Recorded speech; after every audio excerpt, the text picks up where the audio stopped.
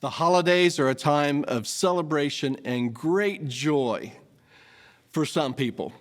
Hi, my name is Mark Lutz, and I'm the Growth and Healing Pastor and Director of Life Reset Ministries at the Vineyard. And for many people, the holidays, instead of being a time of great joy and happiness, can be a time of sorrow and pain. And that can be for a couple reasons, and I want to take a little bit of time and talk about that and what we can do about it if the holidays aren't a great time for you. One of the things that can make holidays hard are that we're missing people. It can be if we lost people around the holidays remind us of that. But even just if we've lost them in the last year and the holidays are a time when normally we would be together, we might feel the emptiness of that spot where they should be and they're not there. And we might lose someone from divorce. It could be death. It could be they moved away. And now with the COVID, it's just keeping people away from one another, maybe can't travel and be together. So that ache in our hearts, we're missing a person that's not there anymore. It could be a loss of job, which would mean a loss of income and a loss of means to celebrate the holidays the way we're used to doing, the way we want to do. And again, certainly COVID-19 has contributed to that pain for a lot of people, lost jobs, lost income. And some people feel the loss of that childhood joy. They remember the euphoria of Christmas, and they're forever seeking that high again, but it never quite comes to that same degree as an adult. Some people miss what never was. Some of us had families that were dysfunctional, and instead of happy times, there may be times of violence or just weren't happy memories. And so every time we come around to the holiday again, it reminds us of those unpleasant times. And it's sort of like with each year that passes, the memory gets magnified and more painful. Sometimes people are unhappy because they're expecting the ideal. Norman Rockwell paintings and Hallmark movies depict wonderful holidays that hardly any of us ever experience. But if we compare our experience to those ideals, most all of us are going to come up lacking. And then we have this fear of missing out, the fear that someone else is having a normal, happy Christmas and I'm missing out. It could be, for some folks, the expectations they feel from other folks. And it may be that people are putting expectations on us or we just anticipate they are. But you get to thinking there's many parties to get to and so many presents to buy. There's his family and her family and his work and her work. And then there's church parties and maybe something for the neighborhood. And then you're thinking about, do we need to get something for the mailman and the trash man? And before long, you have this long list of people that you have to spend time with and money on. And you realize it's more than you have. And that can be so stressful that it just steals the joy out of the holidays. So I want to talk about a couple things that we could do this year to survive the holidays, and not just survive, but to thrive and maybe have a wonderful holiday celebration this year. So one thing is we have to embrace realistic expectations, all right? We might just have to let go that we're not going to have a Hallmark Christmas. The thing is, it can't be ideal, but it can still be real, and it can still be meaningful. And we might not have all the things that are in the movies, but there can still be some things that are valuable. And if we can learn to stop the comparison with the ideal and begin to be grateful for the good things that do show up, that can bring a little more joy into our experience.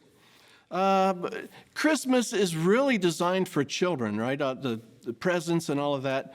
And that joy that we felt as children, that great joy, we're probably never going to recapture. Because honestly, it'll never be as much fun paying for a whole mountain of toys as it was opening and playing with a whole mountain of toys. So if it's true that Christmas is for children, do what you can to spend some time around children, perhaps children in your family. But if COVID-19 is keeping you from traveling, from being with family, just look for children that are nearby. At this time of year, a lot of folks do programs for families in need.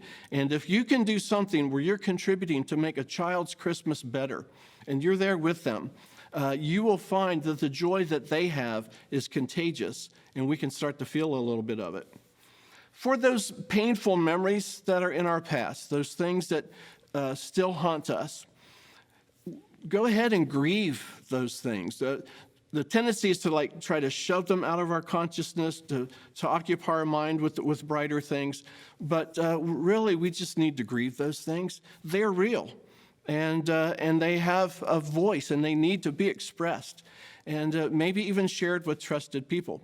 And I'll say this, that the degree that we process those past hurts or not will decide whether they accumulate or dissipate. Because without attention, they don't go away on their own. We might have to cut back on time and money that we spend on the holidays. You might need to do a budget for both. Figure out how much time can you spend going to parties, and how much time do you have to hold back in reserve for your own mental, emotional well-being, and then stay within that budget. Same thing with money.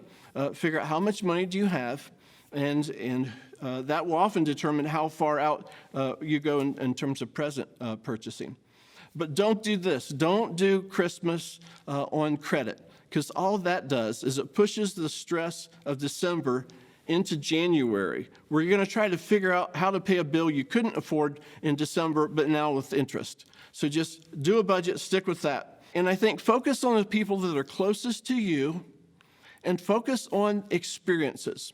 Think about this. How many of us could really remember what gifts we got over the years, many years past? We don't remember who got us what, but we often have memories of time spent together, where there was joy and love shared, and those are the things that stay with us. So in this season, pick the people closest to you, start there, spend most of your time with those folks, and work on building memories. And it really does make a difference where we let our focus rest. If we let it rest on comparisons with other people, other ideals, then that breeds discontent and sorrow. But if we let our attention rest on the things that are good, the love that we do have, the relationships we have, if we practice gratitude, then that increases the joy. Because the reality is there's going to be both. There's going to be hard things and good things. And if we only focus on the hard to the exclusion of the good, it will be a hard holiday time. So just allowing that both can happen, and spend a little time focusing on the good that's there.